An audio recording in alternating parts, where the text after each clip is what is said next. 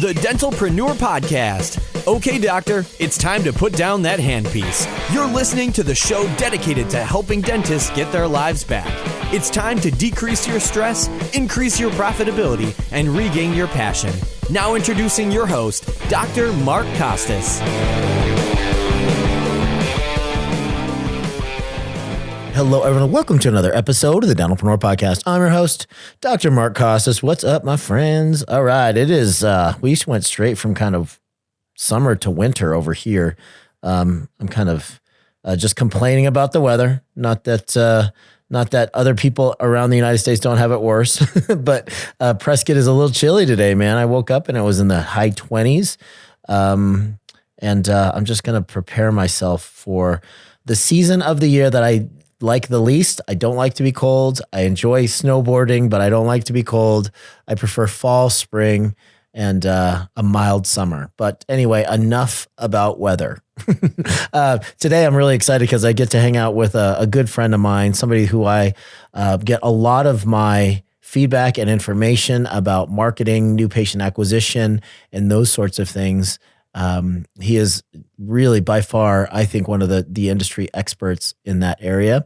Let's welcome back to the podcast as a multiple time guest, Ryan Gross. Ryan is the marketing expert and CEO of CMO Share. He has 15 plus years of marketing, brand management, communications, and sales experience working with the Walt Disney Company, dental practices, and the attraction industry. His proven techniques have increased revenue through marketing and communication strategies, and he's managed multiple million-dollar budgets and helped dental practices increase new patient acquisition and patient retention. Ryan is faculty at DSI and DSN. What's up, buddy? How you doing today?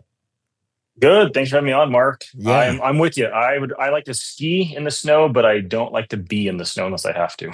Yeah. And the two places you've chosen to live, you have a place in Michigan and in Nebraska, both cold weather places in the wintertime. Yeah, it's logical. I mean, snowbird that has nowhere to go when there's snow. What the heck? Snowbird and snowbird. Oh man, so funny. Anyway, good to see you, bud. There's lots of cool things happening. One of the things that I think that we resonate a lot on is your ability to track data, calculate ROI and trends within kind of the overall dental landscape. And it's interesting. The length of time that you and I have known each other, we've known each other for years, but it always seems like things ebb and flow in dentistry, and they mirror the economy, right? So consumer spending habits for retail consumers is often very similar to consumer spending habits when it comes to, spend inside dentistry. So just in the 30-second pre-chat that we had, you were sharing some really cool data that you had uncovered. You do now have a large enough kind of sample size to be able to predict and analyze large trends and themes inside dentistry. So I wanted to start off with that. What are you seeing just in general with the clients that you've been working with, and the data that you've been able to uncover in this current economic reality? Yeah, so it's been an interesting progression from the beginning of the year till now, and we're really seeing it kick in.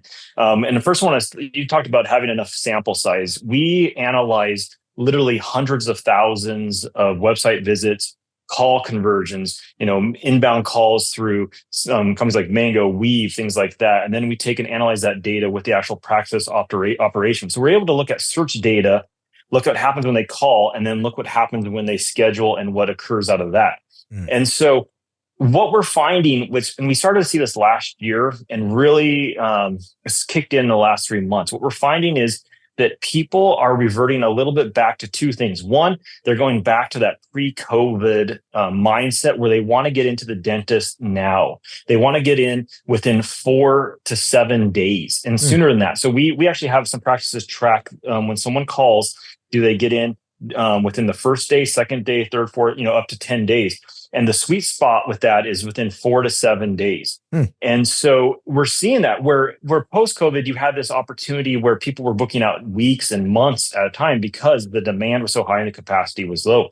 But people are getting back to that. So what that has done is caused a little bit of a shift in the market in terms of how offices are, converting those calls. So in the past, it'd be like, okay, I can get you in 2 weeks. And then the person would say, okay, put me on the schedule for 3 or 4 weeks. Now they're saying, no, I want in sooner than that. And we can tell by the search data that people are looking for a more immediate dental need in terms of an appointment. That's because we see the amount of searches that are going on when it comes with emergency dentistry increasing. Whereas in emergency dentistry, if someone thinks they have a toothache or they have something going on, they want to be seen now. Whereas hygiene visits are further out. And so we can back that up with data from the search industry. So that's the first key, is looking at people want in now. The second piece is we're seeing it, and this goes along with the economy.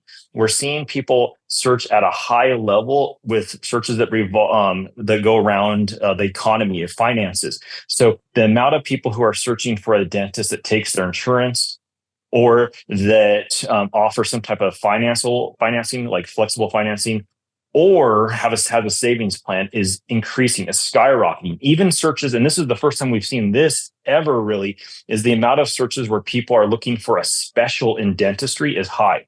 So it doesn't, I'm not saying it needs to be like a $49 new patient special, but people are looking for some type of value in dentistry. So those two things combined are telling us the market is shifting and practices need to adapt and have the systems in place to convert those patients when they call in.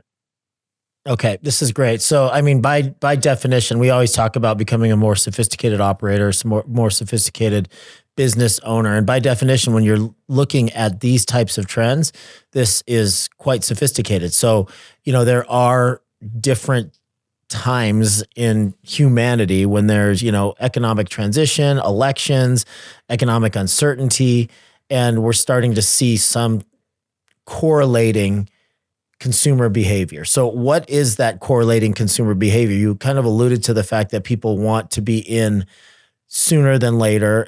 They're searching more emergency type procedures. Do you think that's because they've put it off because of a certain trend that's happening as far as unemployment or economic uncertainty where they weren't spending money before? So now we're ending up with more emergent type appointments that are necessary? Correct. Yeah. And you can start to see this earlier in the year and it gets continuing now. You can see the total, and this is something that we track. We look at the total number of new patients each month with all the practices we work with. And then we also look at the total appointments. And you can, if the new patients is steady or even increasing some, but total appointments is steady or going down, there's something going on there. So what that tells us then is that a lot of the routine care that these patients should be getting, they're deferring. Then what happens is 3-6 months later, or even weeks later, they need to come in for an emergency visit of some sort because they put off the routine care that they wanted or that they needed due to like whatever a financial reason or whatever that is. So that does correlate with what I believe, people's ballots are getting tightened and they're worried about what's happening in the economy, what's happening, in the country. And so because of that, they're I think putting off some of these larger decisions when it comes to spending money. Which then, though, results in an emergency. So it makes sense completely that emergencies are up because in the past, people were putting off their, if their treatment plan was not being accepted, then, we saw that number decrease some, saw cancellations increase as well. So it just makes sense that now emergencies are picking up. Yeah, it does make sense. So based on this analysis and what you've been able to figure out as far as this is what consumers are looking for right now, what are we doing as far as changing our marketing approach? Like what would be the most effective thing if we're looking for new patients in general or trying to strategize on how to increase revenue during like a difficult economic cycle? How do we change our marketing and what are we putting out there to the overall consumer? Yeah, so you need to adapt with the market. And one of the things that I would recommend is really going in and ensuring that your marketing messaging, your ads, whatever's on your website, whatever you're putting out to the public has what people are looking for. So what we have done and we've seen successful is one, push out this financial message that we are affordable. We have financing plans. There are ways to come see us and to pay for Nancy. Those are you can get in front of those searches. And then when someone calls in and they go to schedule that appointment, remind them that you have these ways to pay for the dentistry, essentially.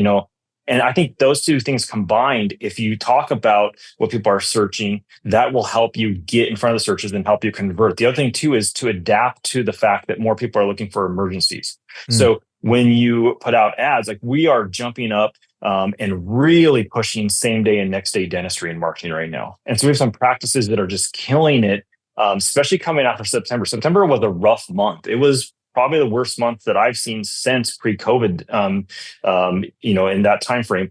And so we really started to push this emergency marketing, and has really been a game changer because we're saying, okay, get in front of people who are not just looking for a cleaning. We have a solution for you, but then also we have flexible financing. We're working with these, we have a savings plan in house, or we can do financing. We take your insurance. So get out and change your messaging based upon what people are searching. Yeah, I love that. What else are you noticing as far as you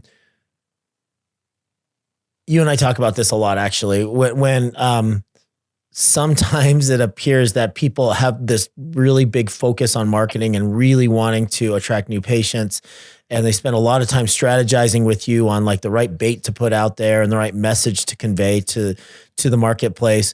They get the phone calls, but there's a varying success rate when it comes to conversions on the incoming phone calls, right? So I thought that was really interesting when you were kind of telling me that in the pre-chat, like, hey man, the phone calls are coming in and the marketing seems to be working, but a lot of times like the left hand isn't talking to the right, and like the front office team is ill-equipped, or he doesn't even know what the new marketing strategy is, or what marketing pieces are hitting and what aren't, and they're unable to ask the questions that those incoming calls are generating.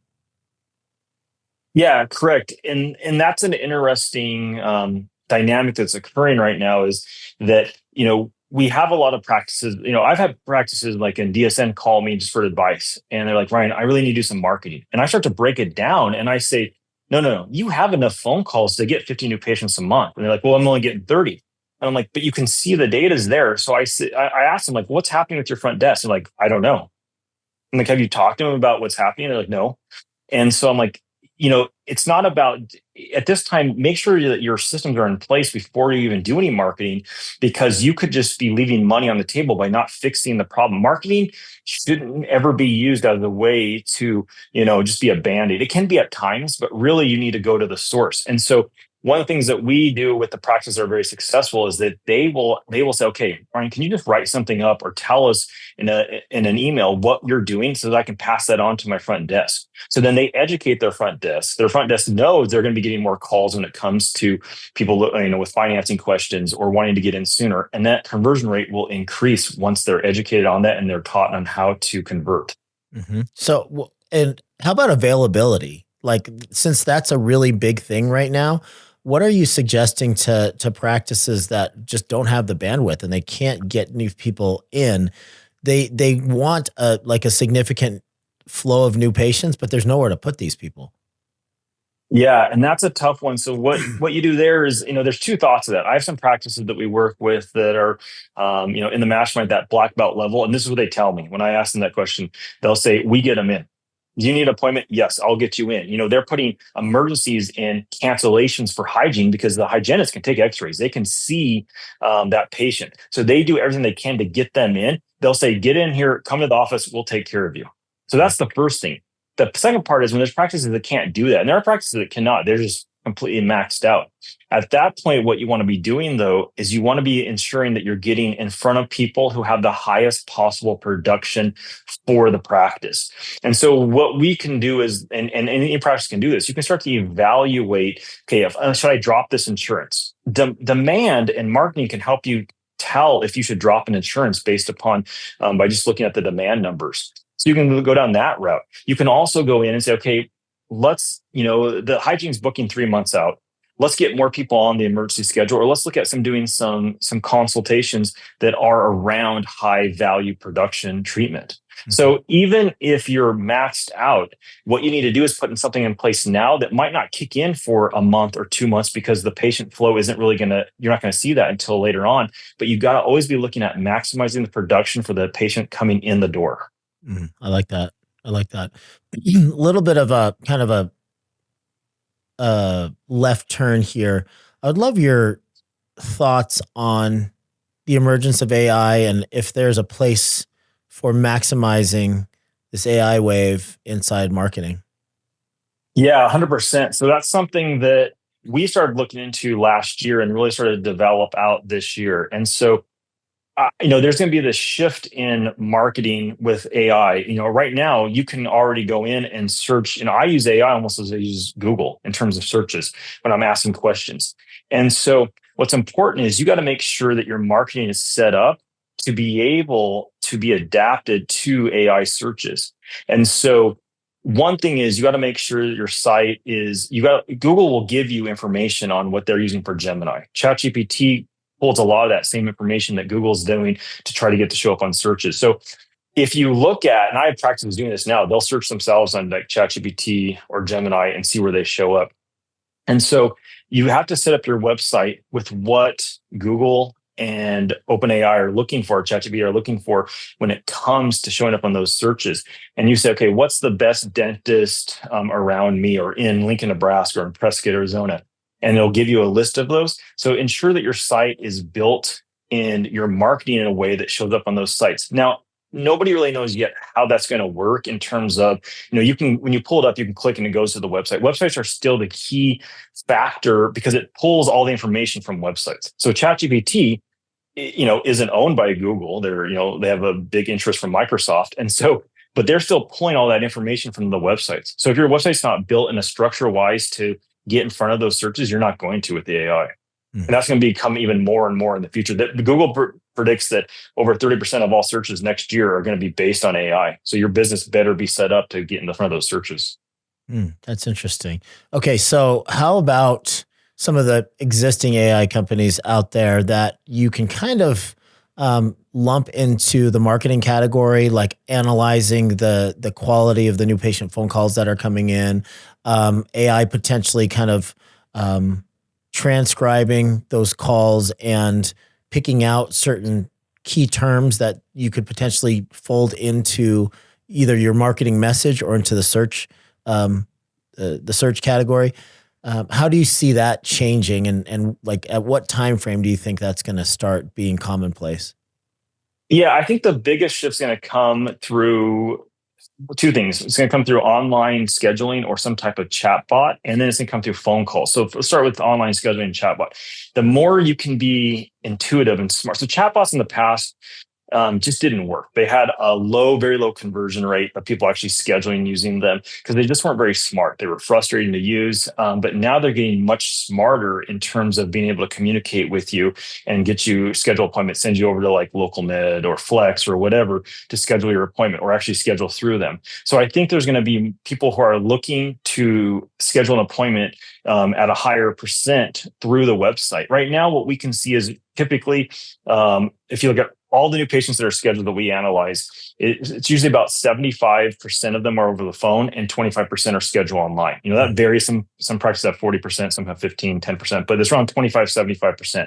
I believe that's going to increase where more people are scheduling through the website and less people scheduling over calls. Yeah. So that's the first piece. Yeah. The second piece is analyzing that phone data. So when you can get it and say, okay, we had 87 people call us, we converted 40 of them. Here's why they didn't convert. That AI technology is still developing, but companies are out there using it. And that's going to be the next thing, is it gives you an instant tool to see how your team is actually converting those calls and why they are or aren't. Yeah, that's cool, man. I like that. So one of the cool things about the fact that you and I work so well together and we have so many friends /members /clients in common is that you get to see the full gamut. You get to see the startup practice that has a totally different kind of goal than the really seasoned dental practice, in that, the startup practice is just, they need to fill their books. They need to get new patients. They need to build their bolus of active patients as quickly as possible.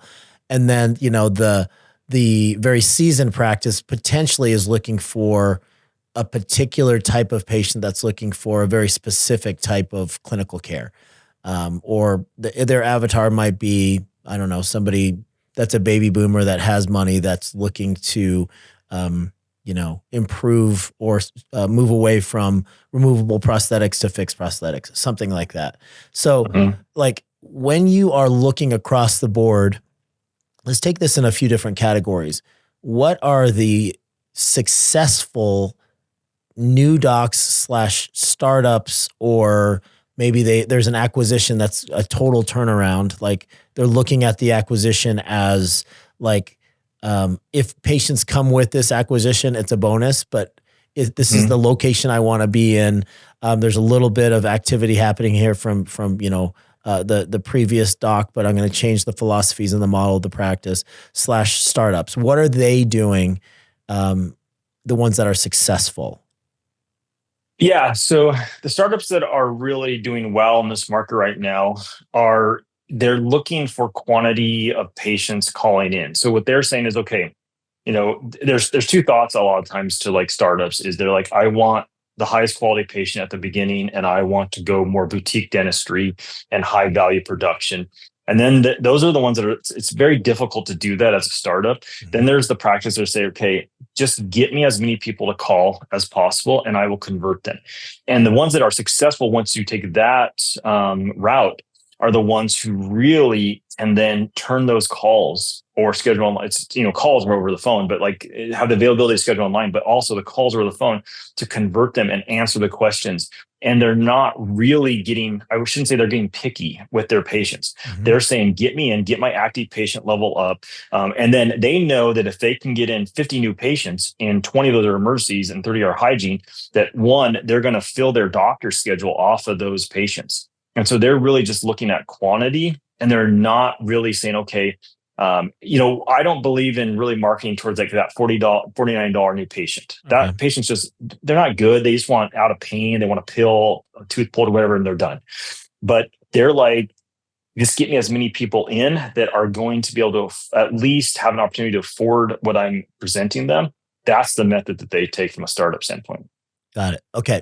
So let's move over to the far extreme, and you deal with a lot of our black belt coaches / black belt level practices, much more substantial practices, still looking for new patients, or else they wouldn't be, involved with a marketing company like yours. So what are they doing successfully versus other people that are more established? So what they still do is they look at that total volume. And that's the question I get a lot of, like, what's my demand? They start there, and that they know that their demand's high enough. And then they can look at it and say, okay, let's maybe drop some insurances, get more production per patient, things like that. So they're still doing the same thing as the startup of bringing in demand. They always want to maintain demand because, for example, in September, the practices that had a high amount of demand and lower capacity didn't see any issue whatsoever in September. Practices that were flip on the other side of that, they saw a decrease. So they're always maintaining demand. But then second is what they're trying to do is get in front of people who need high value dentistry. So it could be, clear aligners to dentures, single implants, things like that. So what they're doing is sedation is big. I will say that's probably the biggest thing is if you are an established practice doing well, you do IV sedation. Because IV sedation brings in higher production and a patient that needs more work or will do more work with you because they can get all of their work done in one visit. And so that's probably the biggest key is sedation as a door that opens up all these other production. So almost every black belt level practice is doing IV sedation, and we're marketing for it. Interesting. Okay. So no matter how successful you are as a marketing company, you can't service everybody that is searching for a marketing company.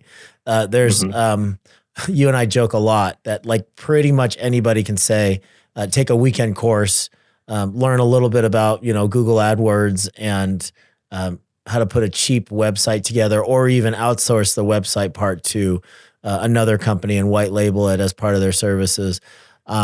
So pretty much anybody can open up a marketing company, which must be very frustrating for people that have legitimate marketing companies, and people are making these wild claims and wild promises and not delivering. And it just makes the whole profession of dental marketing look shady. Right.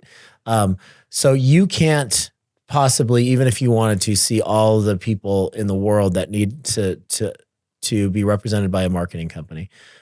Two questions here. First of all, do you believe that it's important to have representation and a marketing company helping you with strategy and tactical stuff?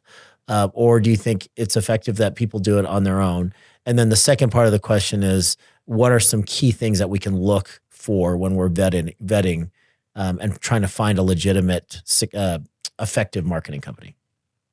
Yeah, the first question is, there are practices out there that can do this. It takes a large time investment or the right people to do it. And so, yes, there are some practices that I just chat with, that we don't work with, that are successful in doing it. It's very rare. It's a very small percentage of them that can actually do it. Often they have a spouse who's helping, they have someone dedicated.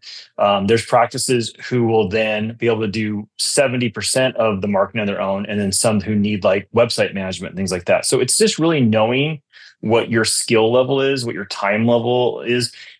Something that I think I hear at like mastermind meetings is, ensure you're investing your time in what is best for your business. And so there's some practices who have the opportunity to invest in marketing, and some of them who do invest in marketing, they're maybe neglecting other parts of running the business. So I think it just depends on your situation. Know what you're good at, know what you can get returns in, and where you should best spend your time. So that's the first part. There are some who can, but I think a majority can't. And not everybody needs marketing too. Some people just need a website. Some people don't need to do anything because of their situation. That's the other thing too, is know what you actually need. So when I guess kind of segues into the second part of this question here. When I get into a call with somebody, I'll ask them, I say, okay, what's your goal? Where are you? I ask them, where are you now? What's your goal? And how can we get there? Because if, a practice calls and says, okay, Ryan, I want 200 new patients and this much production or collection or revenue, and I'm at 100 now. How do I get there? That makes sense. We can actually do a calculation and see how to get there. Some practices we're going to call and say, where do you want to be? Like, what do you want to, what's your goal? And they're like, I don't know. And that's okay too. A lot of practices don't know what their goal is. But what you can do is help define that goal and understand and say, okay, you're at 40 new patients a month now. Let's ask, how much capacity do you have? And they'll say, okay, well, I'm booked up in hygiene. I'm like, well, what about the doctor's schedule? And they'll say, well, we have holes in the doctor's schedule. I'm like, okay, well, there's an opportunity to use marketing to fill that void of those holes in the emergency side. So I think it's really just understanding from a business standpoint of where you want to go and how marketing can help you. And I think it's very important that operations and marketing talk to each other, because if they do not, then it's essentially you have the left hand, right hand not working together. And what you'll do then is you'll spend money in marketing that you do not need to. Or you can use information from marketing to empower the operations to be better. So I had two questions. And then from like a standpoint of what to look into from a marketing company, there's a list of things there that I would recommend. Is transparency, communication is important. And, it comes down to what's comfortable. Not everybody's comfortable. Like, we're at the point where we get to work with a lot of great practices and even get to select the practices we work with. But there's a lot of practices out there that I'm like, hey, we're not the right fit for you, because there's other marketing companies that will do what you need. So really find who fits who you are as a practice and what your goals are. Yeah. How about from a data perspective? Because I feel as though so many marketing companies don't have any way to track the effectiveness of the marketing, campaigns that they're putting together. And the only real kind of, I guess, tangible statistic that they're looking at is the number of new patients that are coming through the door. And especially, I mean, we've seen this often, even with some pretty established marketing companies. Like they don't know where the new patients are coming in from. Like they have 3 campaigns going simultaneously, and the new patients go up by 10 every month, and they don't know if that's coming from one of the campaigns or all of them. And, so what about tracking ROI and effectiveness of each campaign? Yeah, what you need to do is somehow, set up a way where you can validate the numbers. That's what, if anyone ever talks to me, I'm big on validating numbers. So first of all, Google can tell you a lot of what's happening. Google Analytics, it can tell you what sources traffic is coming to your website from. Is it from an ad, organic search, social media, things like that? Directly type in the URL. Mm-hmm. Then it'll tell you what they do on that visit. Did they try to call you? Did they try to schedule online? So right there, you have a data point. And they're called key events or conversions in Google Analytics. So right off the bat how many people are trying to engage in a call or become a patient with you or schedule online, things like that. That gives you one data set point right there.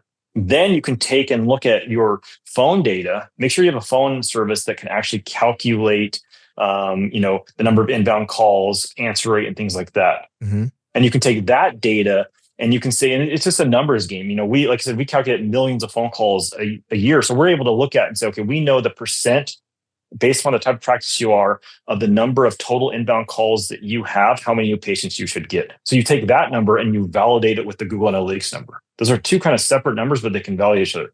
Then you have over here your actual new patient number. So you can take those 3 numbers and you can validate those. That's what we do with the practices we work with. So we can look at what happened with the Google, what happened with the call, and did they actually show up? So those are the 3 keys. The big one too, I think is not utilized a lot, is the production per visit.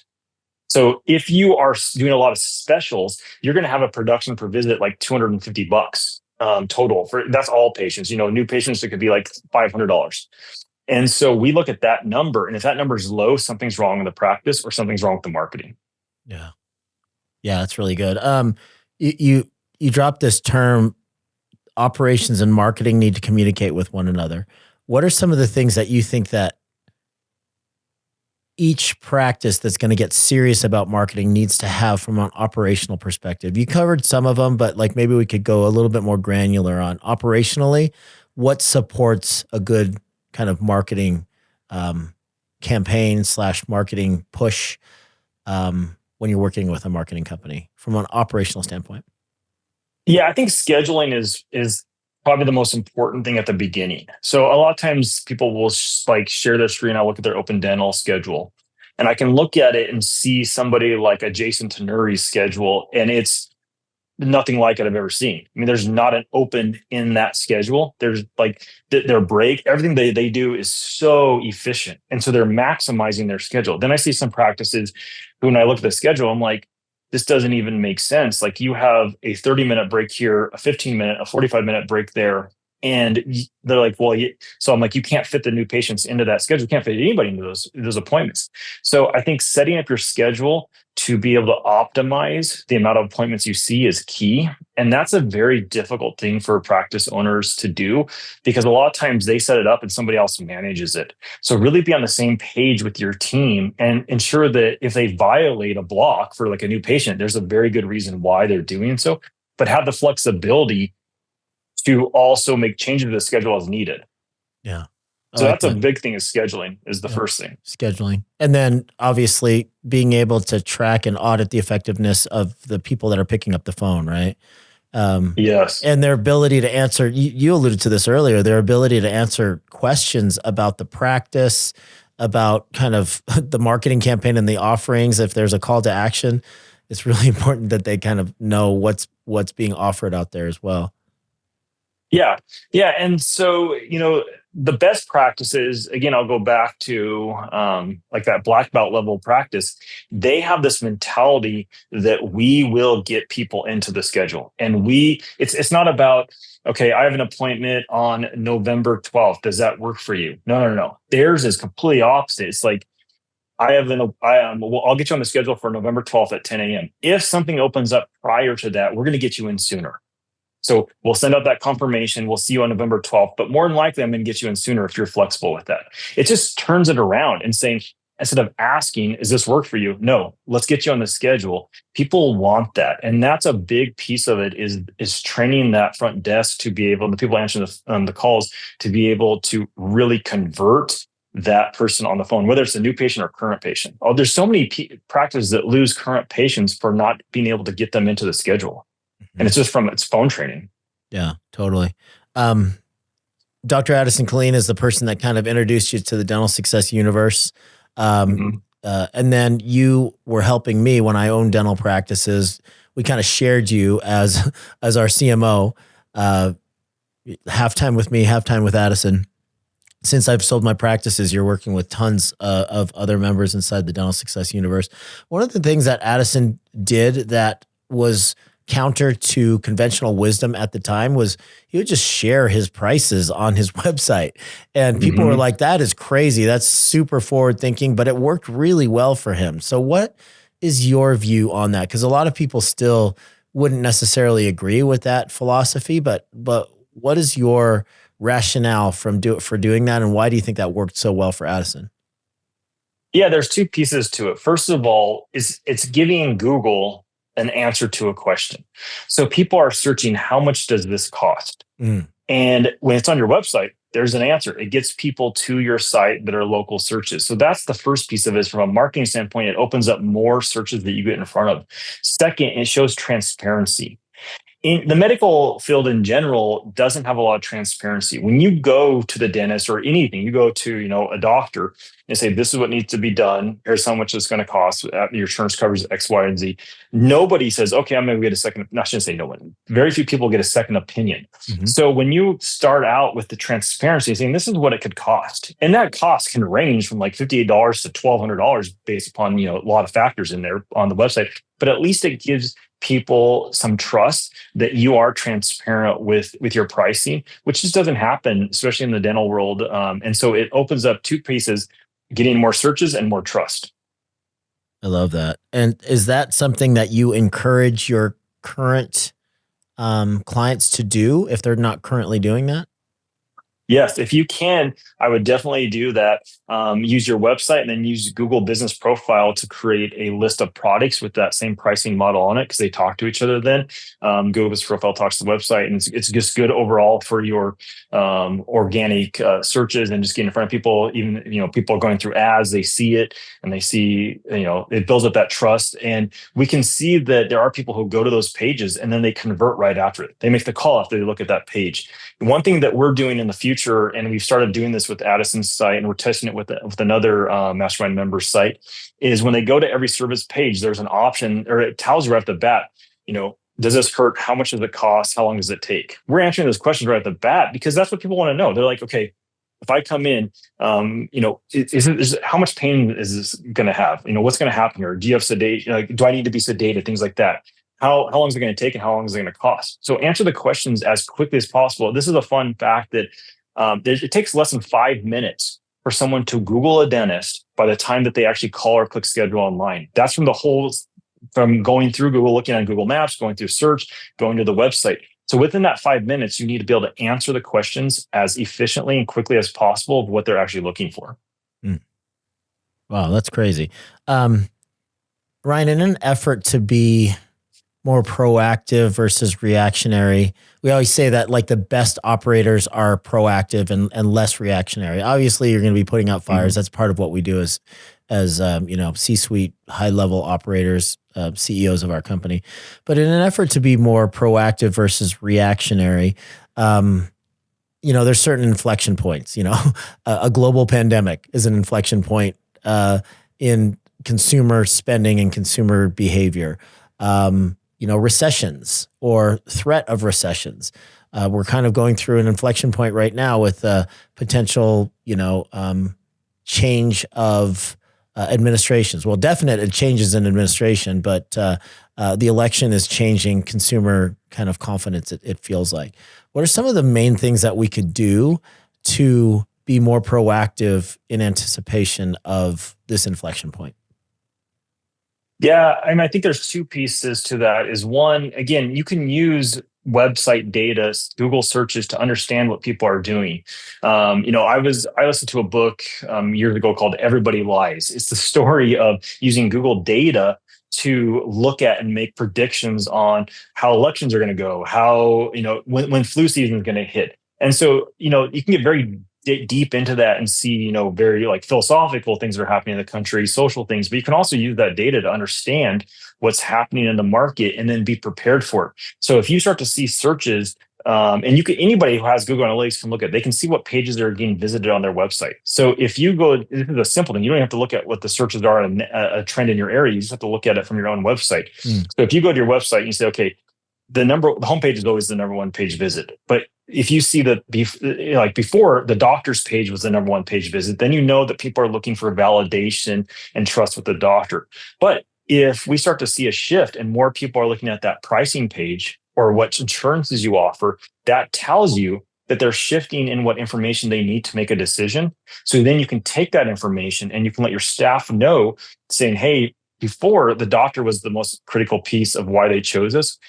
Now it's because they are looking at from a financial decision or whatever it is. If they're looking for, like will tell practices, hey, you're getting a lot of denture visits. Well, then they tell their staff, okay, we're getting a lot, tee them up to understand that people are looking for dentures.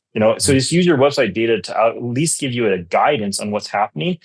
And if you stay on top of it, it can be proactive instead of reactive. Yeah, I really, really like that. Thanks for sharing. All right, Ryan. So as we close out here, I just wanted to ask what your your prediction rather for the upcoming changes in marketing. We are at an inflection point right now. I'm not asking you to predict who's going to win the election or anything like that. But what's your prognostication is a good word. What's your prognostication on what's going to happen in marketing? Big changes that are going to happen in 2025, if you think there are any. Yeah, going back to AI, that's going to be a big piece of it. I think people are going to start changing the way that they search and they find businesses and get educated by businesses is going to be a big piece of it. The other parts of it are, I think people are going to there's going to be more options. People go through Google right now for everything. I think there's going to be more diversity in what people are using to find businesses. Also, I think people are going to be wanting things very quickly. I mean, we've already seen that. People are wanting something now. So you need to be able to you offer them a product very quickly. In dentistry, the same thing. They want to offer an appointment as quickly as possible. So I think we're just going to get more and more developed in specialization too. The big thing is targeting. So getting in front of people who are looking for a dentist rather than, right now you can get in front of keywords. Well, what's happening with AI is you're able to find and get basically these super avatars that say, in the last 2 weeks, somebody searched for Invisalign. They went to a dentist. They did these 7 searches. More than likely, they're teed up and ready to buy Invisalign and make that decision. So let's place an ad to get in front of them. So it's just going to get smarter. I think more people are going to start to market as well. DSOs are out there and they're getting smarter as well. More, there's more of them. So it's going to become a far more competitive market than it was even 3 or 4 years ago. Even 10 years ago, it was this major shift. So more and more people are going to market now than they ever have. And so you have to be able to get in front of that market share. So you want to have the biggest share of voice when it comes to people searching you online as possible through whatever, if it's Google, ChatGPT, whatever those sources are, you need the biggest share of voice. It's just going to get more competitive. So you got to be smarter and really analyze your numbers, analyze what you need, and make decisions for your marketing and operations based upon what's happening in the market quickly. It's, it can't be like, hey, let's see what happens for 3 months. You got to find out very quickly. Yeah. Good stuff. All right, buddy. So what's the best way for people to kind of engage with CMO Share, maybe reach out to you with any questions? Yeah, so there's 2 ways. You can go to mycmoshare.com. It's mycmoshare.com. And if you're a DSN member, I'm on Workplace, so you can just send me a message there. And I'm happy just to offer advice, chat, anything, just give out. I'm big on believing of collaboration and just, sending out information. So let me know if you have any questions, reach out either way, and I'm happy to talk. Awesome. Well, once again, buddy, I'm going to see you here probably the beginning of the year. Have great holidays. I really appreciate everything you do for our community and for sharing, so generously sharing your wisdom. Have a great day, man. Appreciate you. All right. Thanks, Mark. All right, ladies and gentlemen, Ryan Gross.